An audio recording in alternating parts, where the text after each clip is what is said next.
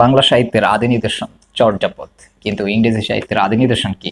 ইংরেজি সাহিত্যের আদি নিদর্শন হচ্ছে বিয়ল্ফ। এখন বিয়ল্ফ সম্পর্কে আমরা জানবো, তার আগে আমাদেরকে জানতে হবে ওল্ড ইংলিশ পিরিয়ড সম্পর্কে।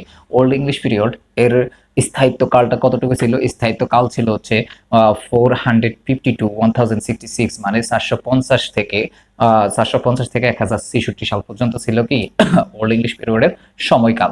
ওই সময়ে 12 জন কবি সাহিত্যিকের নাম পাওয়া যায়। ওই সময় 12 জন কবি সাহিত্যিকের নাম পাওয়া যায়, তার মধ্যে প্রধান এবং উল্লেখযোগ্য হিসেবে ক্যাডমনের নাম পাওয়া যায়। আবার অনেকে ধারণা করে থাকেন যে এই যে আদি নিদর্শন, ইংরেজি সাহিত্যের যে আদি নিদর্শন বিওলফের লেখক ক্যাডমন।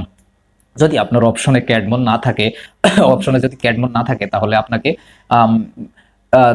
দিতে হবে যে অ্যাংলো সেকশন পয়েট, বা হচ্ছে থাকতে পারে হচ্ছে বিউল পয়েট। হ্যাঁ, যেটা অপশন থাকবে আপনার অপশনে, যে এমসিকিউ টাইপের যে হলে অপশনটা এইরকম। আর যদি আপনার হয়, এটাকে কি বলে, ব্রিফ কোশ্চেন হয়, তখন সেটা আপনি তিনটা জানা থাকলে যে কোনো একটা দিলে উত্তর হয়ে যাবে। এখন প্রশ্ন হতে পারে, what is the name of hero in this epic? এটা একটা মহাকাব্য।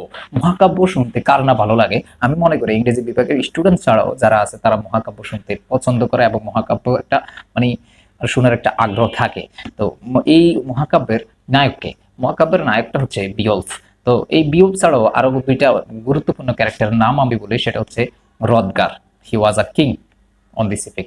এই ইপিকের মধ্যে তিনি ছিলেন হচ্ছে রাজা হিসেবে ক্যারেক্টারটা। আর আরেকটা নাম খুবই গুরুত্বপূর্ণ, যেটার কাহিনী সবচেয়ে বেশি, সেটা হচ্ছে গ্যান্ডেল। গ্যান্ডেল মিন্স মনস্টার। মনস্টার কাহিনী শুনলে তো আমরা মানে মনস্টার ভিতরে একটা মানে ভালো লাগা কাজ করে, যে মনস্টারের কাহিনীগুলো দেখার জন্য।